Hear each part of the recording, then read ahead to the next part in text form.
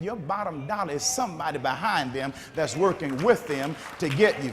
You have to understand that it's rarely one person who is trying to take you out, but you have what's known as a person who will throw a rock and hide their hand. You ever had somebody like that? They'll be smiling at you, but they have somebody else that's throwing the rocks with them. But they will be the one that's shaking your hand and getting in proximity of you, because if they can get close enough to you, they recognize that if they have the right level of proximity, they can give you the right level of pain. That's why you have to watch who you allow to get in your circle. That's why you have to watch who you allow get close to you. You have to watch who you allow to get in proximity of you. And David is in a position where he's had to deal even with his own friends and family members who have come against him to try to do him harm. That's why you have to be careful of the people that you deal with, and understand your enemy will not always be somebody who's on the outside. Sometimes your enemy can be somebody who's on the inside.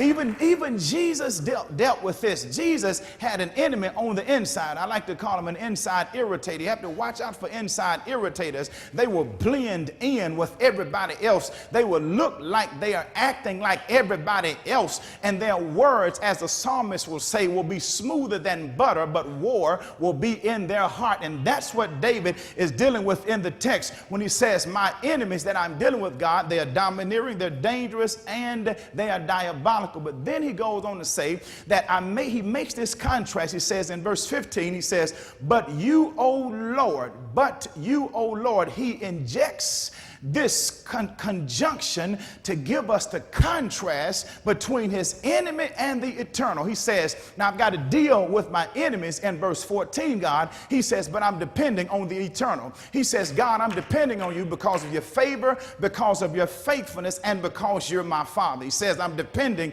on you. He in essence says, God, I'm putting all my weight on you because I recognize that my enemies are no match to your divine power. That's where you need to make sure that you put that right there in your mind. It doesn't matter what the strength of your enemy looks like. Your enemy is still not as strong as your God. Your enemy still is no match to your God. Notice what David says in verse 15 and 16. David says, he says, your favor, he says, you are merciful and you are gracious. He says, you're merciful and you are gracious. He says, God, you are merciful. That means you are compassionate. God, you are merciful to me. He says, God, you didn't do some stuff to me that you could have done to me. You didn't let some stuff happen to me that I deserve to happen to me. He says, I deserve some pain and punishment and some penalty. He says, but God, you protected me. You shielded me from some stuff. But then David says, he says, your favor. He says, I have to know something about the character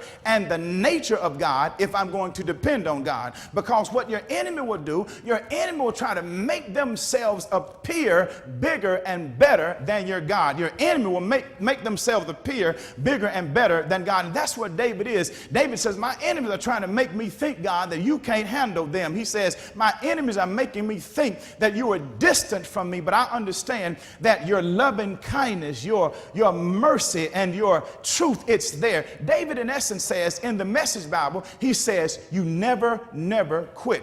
Well, what is it that God never quits? God never quits loving you. God never quits providing compassion for you. God never quits providing grace for you. God never quits protecting you. And David says, God, this is what I'm depending on you. But then he says, I'm your servant.